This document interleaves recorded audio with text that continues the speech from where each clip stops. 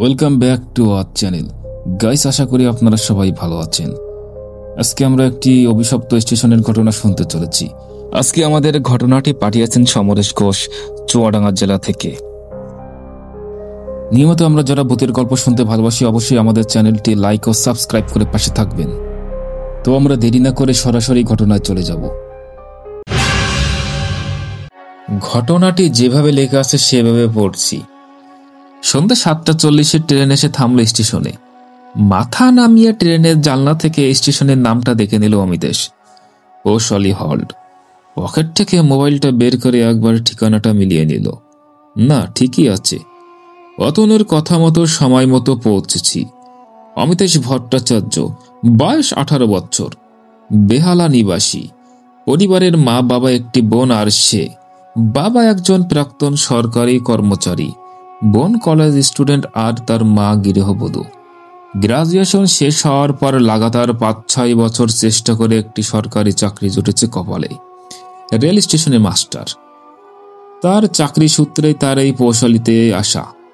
প্রথম 3 বছর এইখান থেকে চাকরি করতে হবে, তারপর ট্রান্সফারের আর্জি জানাতে পারবে। এই প্রথমবার মাকে ছেড়ে অমিতেশের দূরে আসা। প্রথমে ওর খুব কান্না পাচ্ছিল, কিন্তু নিজেকে শক্ত করে রেখে সে বাড়ি থেকে বেরিয়েছে। স্টেশনেই নেমেই প্রথম বাড়িতে ফোন করতে গিয়ে হতাশ হতে হলো তাকে। মনে হয় এই এলাকায় কোনো ফোনের নেটওয়ার্কের নামগন্ধ নেই। অগত্যা নিজের লাগেজ নিয়ে এগিয়ে এসে একটা শেডের দোকানে দাঁড়ালো। খুব বেশি জমজমাট নয় হলটি। খবর অনুযায়ী হল থেকে পরিবর্তন করে এটিকে স্টেশন করা হবে, সেটা নিয়েও কাজ শুরু হয়েছে। সামনের দিকে একটা ছোট টিকিট ঘর চোখে পড়ল। ঘরটায় হাতে গোনা 2-3 জনের বেশি কর্মচারী নেই। স্টেশনটাও বেশ শুনশান, লোকজন নেই বললেই চলে, এবং এই স্টেশনে তেমন মানুষজনও নামল না। স্টেশনের এক কোনায় একটি ছোট ঝুপড়ি দোকান, তাতে বড় জোর 100 ওয়াটের একটি বাল্ব জ্বলছে। একটি বৃদ্ধ গুটিসুটি মেরে চাদর মুড়ি দিয়ে বসে আছে, আর কোনো জনপ্রাণীর দেখা নেই সেখানে। ট্রেনটা চলে যাওয়ার পর তো যেন পুরো স্টেশনটাকে শ্মশানপুরী মনে হচ্ছে। একধারে প্ল্যাটফর্ম, উল্টো দিকে দাঁতন গাছের জঙ্গল, তারপর থেকে ধুধু মাঠ। সন্ধ্যের আবেশে অমিতেশ সেটুকুর ঠাহর করতে পারল। কিছুক্ষণ এদিক ওদিক দেখে অগত্যা ফোনটাকে পকেটে রেখে নিজের লাগেজ হাতে টিকিট ঘরের দিকে এগোলো সে। ভেতরে একজন মাঝবয়সী ভদ্রলোক, মাথায় টাক, চোখে চশমা, গায়ে চেক শার্ট আর পরনে কালো প্যান্ট। অমিতেশকে দেখে এগিয়ে এসে বলল, নতুন স্টেশন মাস্টার নিশ্চয়ই? অমিতেশ হাসি মুখে হাত বাড়িয়ে বলল, ইয়েস, অমিতেশ ভট্টাচার্য। উল্টো দিকের মানুষটি করমর্দন করে হাসি মুখে বলল, আমি পল্লব নাগ। আপনি আসবেন আজ সকালে বড়বাবু জানিয়েছিলেন, তবে দুঃখের বিষয় আজ সকালে খবরটা জানতে পারায় আপনার থাকার ব্যবস্থাটা করতে পারিনি। আপনার কোয়ার্টারটার কাল সকাল 8টা-9টার মধ্যে ফাঁকা হয়ে যাবে। মাথা নিচু করে লজ্জার সহিত মিস্টার নাগ অমিতেশকে জানালো, আজ রাতে তাকে এই টিকিট ঘরেই কষ্ট করে কাটাতে হবে। অমিতেশ হাসি মুখে বলল, আরে আপনি ব্যস্ত হবেন না, আমার অভ্যাস আছে, এর থেকেও খারাপ জায়গাতে রাত্রিবাস করেছি। এ তো আমার কাছে 5 স্টার হোটেলেরই মতো। নাগবাবু স্বস্তির নিঃশ্বাস ফেলে বললেন, মিস্টার ভট্টাচার্য, আপনার খাওয়ার ব্যবস্থা করা আছে, ওটা নিয়ে চিন্তা করবেন না। 9টা নাগাদ আপনার খাবার বিশু দিয়ে যাবে, ও আমাদেরই স্টাফ। নাগবাবু এবার হাত ঘড়িটা দেখে নিয়ে বললেন, 8টা বাজে আমার ডিউটি শেষ। যদিও এর আগে আমি চলে যাই, আপনার জন্য আজ অপেক্ষা করছিলাম। আর আপনার কোনো দরকার হলে 10:30 অবধি বিশুকে পাবেন, তারপরও বাড়ি চলে যাবে। নিজের ব্যাগ গোছাতে গোছাতে নাগবাবু কথাগুলো বললেন, তারপর কাঁধে অফিসের ব্যাগটা ঝুলিয়ে তালা চাবি টেবিলের ওপর রেখে হেসে বললেন, রাতে তালাটা ভেতর থেকে আটকে নেবেন। যদিও এই চত্বরে চোর, ছিনতাইবাজ কোনোটারই ভয় নেই, তবু সাবধানের মার নাই। তারপর ঘর থেকে বেরিয়ে যেতে যেতে নাগবাবু আবার বললেন, আচ্ছা মিস্টার ভট্টাচার্য, আসি তাহলে, কাল সকালে দেখা হবে।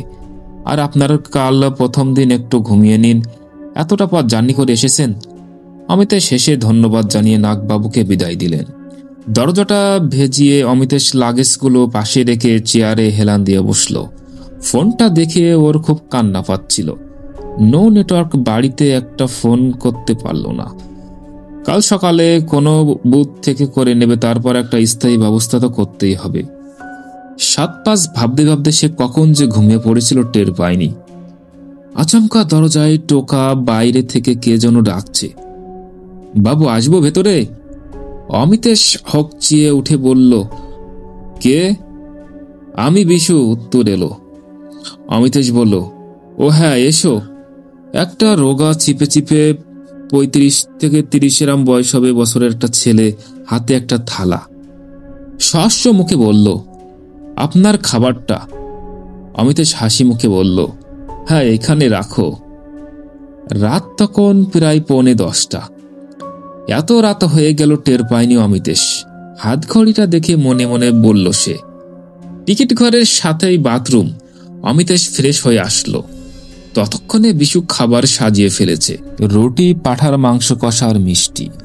আর তার মধ্যে একটা বড় তোশক মেঝেতে বিছিয়ে তার উপর চাদর পেতে সুন্দর করে বিছানা করে দিয়েছে। সাথে একটা কম্বল ডেকে সে বলল, বাবু, আপনার বিছানা। অমিতেশ ওকে বলল, তুমি কখন বাড়ি যাবে? বিশু বলল, রোজ টিকিট বাবুর সাথে যাই, আজ আপনি এসেছেন তাই বড়বাবু থাকতে বলেছেন। অমিতেশ বলল, না না, আমার কোনো দরকার নেই, তুমি এসো এখন, আমি খেয়ে দিয়ে শুয়ে পড়ব। বিশু বেশ বিনয় সুরে বলল, আচ্ছা, আপনি খেয়ে নিন, তারপর আমি চলে যাব। ঘরে মশার ধূপ জ্বালিয়ে দিল বিশু। অমিতেশ জিজ্ঞেস করল, আচ্ছা বিশু, এরপর কখন ট্রেন আছে? বিশু জলের বোতল এগিয়ে দিয়ে বলল, আর তো কোনো ট্রেন নেই, সে আবার কাল 9টায়। আপনি যখন এলেন ওটাই লাস্ট ট্রেন। তারপর রাত 2:45 নাগাদ একটা ট্রেন যায় বটে, তবে সেটা দাঁড়ায় না। অমিতেশ বলল, তাহলে তো বেশ আরাম বিশু। বিশু হেসে বলল, সে তো বাবু। অমিতেশ খাওয়া শেষ করে হাত ধুয়ে চেয়ারে বসল। বিশু এটো থালাটা টেবিলের নিচে রাখলো আর বলল, বাবু, আমি আসছি, আপনি ঘরে তালাটা দিন। অমিতেশ বলল, হ্যাঁ, তুমি এসো, আমি তালা দিচ্ছি। বিশু বলল, না বাবু, আগে দিন। অমিতেশ একটু এসে বলল, হ্যাঁ দিচ্ছি, একটা সিগারেট খেয়ে একটু বাইরে থেকে হেঁটে আসবো, তারপর ঘরের তালা দিয়ে শোবো। না বাবু, বাইরে বেরোনোর কি দরকার, ঘরে বসেই খান। বিশু এবার প্রায় অনুরোধের সুরে বলল। অমিতেশ বলল, কেন বলো তো? না, আপনি এখানে নতুন কিছু চেনেন না, তারপর বাইরে ঠান্ডা বেশ। বাড়ি থেকে দূরে এসে অসুস্থ হলে সে আর এক বিপদ। বিশু মনে হলো কিছু একটা বিষয় চেপে যাওয়ার চেষ্টা করে কথাটা বলল। অমিতেশ বলল, আচ্ছা ঠিক আছে, এই দিচ্ছি তালা। অমিতেশ হাতে তালা নিয়ে এগিয়ে এলো। বিশু বলল, আর রাতে যদি কেউ ডাকে বাইরে যাবেন না, জায়গাটা ভালো না। কিন্তু মিস্টার নাগ যে বলেছিল কোনো চোর ছিনতাইবাজ নেই। অমিতেশ মনে মনে ভাবল। কিন্তু অমিতেশ আর কথা না বাড়িয়ে দরজায় তালা দিয়ে বিছানায় গিয়ে শুয়ে পড়ল। সিগারেটটা আর খাওয়া হলো না তার। হেডফোন কানে গুজে বেশ আইস করে শুয়ে কখন যে ঘুমিয়ে পড়েছে তার হুঁশ নেই। রাত তখন কটা বাজে আন্দাজ নেই, তবে হয়তো মধ্যরাত্রি হবে। অমিতেশের ঘুম ভাঙল দরজার কড়া নাড়ার শব্দে। ডিসেম্বরের শুরু, কনকনে ঠান্ডা, গ্রাম্য পরিবেশের ঠান্ডা যেন জাঁকিয়ে পড়ছে। আচমকা ঘুম ভেঙে অমিতেশের একটু হতভম্ব হয়ে পড়েছে। ঘরে লাইট নেভানো হয়নি। গান চলতে চলতে ফোনের চার্জটা একদম শেষ। দুর্ভাগ্যবশত ফোনে চার্জ দেওয়ার জন্য এ ঘরে কোনো ইলেকট্রিক সার্কিট নেই। তো অমিতেশ একটু অবাক হলো, দরজার কড়া নাড়ল কে? কই, এখন তো আর কোনো কিছু শোনা যাচ্ছে না। তাহলে কি ভুল শুনল, নাকি ঘুমের মাঝে স্বপ্ন দেখলো? এসব ভাবতে ভাবতে অমিতেশ অনুভব করলো মশার ধূপটা অনেক আগেই শেষ হয়ে গেছে। তবে সন্ধ্যাবেলায় যে পরিমাণ মশার উপদ্রব ছিল, এখন একটা মশার পাত্র নেই। আর একটা বিষয় তাকে খুব বেশি ভাবাচ্ছে। হঠাৎ করে ঘরের মধ্যে ঠান্ডাটা যেন বেড়ে গিয়েছে। যদিও ডিসেম্বরের রাত, তবু 10টা, 10:30 এর সময় ঘরটা বেশ গরম ছিল। চারিদিকে বন্ধ, এত বেশি ঠান্ডা হওয়ার কোনো কারণ নেই। দূরে কিছু কুকুরের হাঁক ডাক শোনা যাচ্ছে। সন্ধ্যা থেকে এই চত্বরে একটা কুকুরের দেখা পাওয়া যায়নি। সব পাশ ভাবতে ভাবতে হাত ঘড়িটা দেখলো রাত 2:25। কম্বলটা ভালো করে জড়িয়ে ঠান্ডা নিবারণ করার চেষ্টা করেও কোনো লাভ হলো না। আর কুকুরগুলো বড্ড জ্বালাচ্ছে। মনে হচ্ছে টিকিট ঘরের কাছাকাছি এসে চেঁচামেচি করছে। বড্ড বিরক্তকর। তবে ঠান্ডাতে অমিতেশ এতটাই কাবু হয়ে উঠেছে, কুকুরগুলো তাড়ানোর ইচ্ছেটাও তার হচ্ছে না। না, এদিকে গলাটাও আবার শুকিয়ে যাচ্ছে। টেবিলের ওপর জলের বোতল রাখা। অগত্যা উঠে গিয়ে জল খেলো অমিতেশ। প্রচন্ড ঠান্ডা, প্রায় কাঁপুনি দিয়েছে শরীরে। ব্যাগ থেকে সিগারেটের প্যাকেটটা বের করে কোনো মতে একটা সিগারেট জ্বালালো।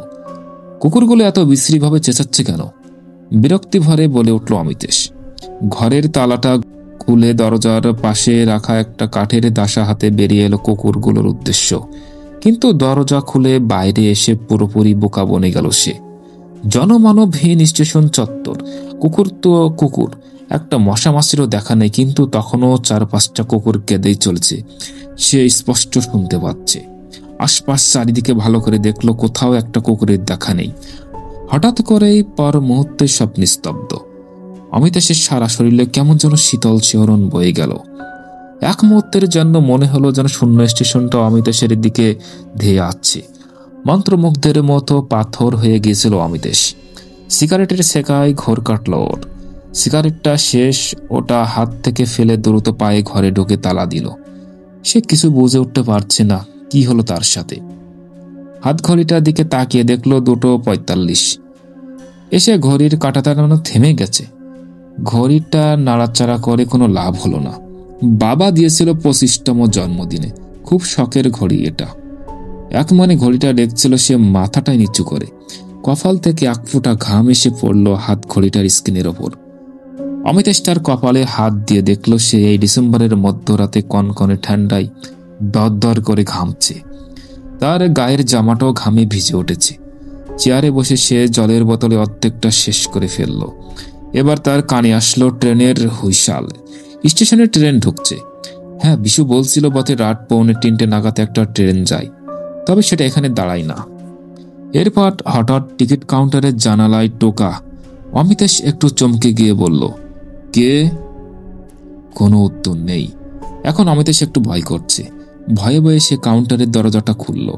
অদ্ভুত ব্যাপার, সে এক বিরাট লাইন, সবাই টিকিট কাটবে। ওই কাউন্টারের জানালা থেকে মাথা নিচু করে যতটা দেখা যায় চেষ্টা করে তত দূর দেখল সে। কে বলবে এটা একটা জনমানবহীন স্টেশন। চারিদিকে লোকজন হাঁটাচলা করছে, চায়ের দোকান, বইয়ের দোকান, হকার লোকের লক্ষারণ্য। এবং একটি ট্রেন দাঁড়িয়ে আছে, তাতে লোক উঠছে নামছে। অমিতেশ ভালো করে চোখটা ডলে দেখলো, না, সে তো ভুল দেখছে না। তারপর মুহূর্তেও অমিতেশ যা দেখলো তাতে আর রক্ত হিম হয়ে যাওয়ার মতো উপক্রম। তার পাশে বসে আছে একজন মাঝবয়সী লোক, টিকিট দিচ্ছে। ঘরের মধ্যে তখন 4-5 জন মানুষ, সবাই সবার কাজে ব্যস্ত। কিছুক্ষণ আগে যে ঘরটা ছিল অমিতেশের শোবার জায়গা, সেটা যথারীতি মতো একটা রেলের জমাট অফিস হয়ে গেল। অমিতেশের উপস্থিতি কাউকে উদ্বিগ্ন করছে না। অমিতেশের মাথা ঝিমঝিম করছে, কিছু ভাবতে পারছে না। ওর চারিপাশে ঘটে যাওয়ার ঘটনাও বিস্ফোরিত চোখে দেখছে। বাকরুদ্ধ অমিতেশ ছুটে যায় দরজার কাছে, তালা খুলে বাইরে বেরিয়ে এসে দেখে এখনো সেই জনমানবহীন স্টেশনটা যেন ওকে ব্যঙ্গ করছে। আবার পাগলের মতো ছুটে আসে ঘরে। ঠিক আগের মতো ঘরটার একটা টেবিল, চেয়ার, একটা টিকিট কাটার মেশিন আর কিছু ফাইল। মেঝেতে অমিতেশের বিছানা। অমিতেশ আর দাঁড়িয়ে থাকতে পারছে না। সে বুঝতে পারছে না কি হচ্ছে, কেনই বা হচ্ছে। নিজের মনে সাহস এনে অনেক কষ্টে দরজায় তালা দেওয়ার জন্য উঠে আসে। 2:45 ট্রেনটি স্টেশনে ঢুকেছে। বিকট শব্দে স্টেশন কাঁপিয়ে দত্তের মতো ট্রেনটি চলে গেল। হাত ঘড়িটার দিকে তাকিয়ে দেখে 2:45।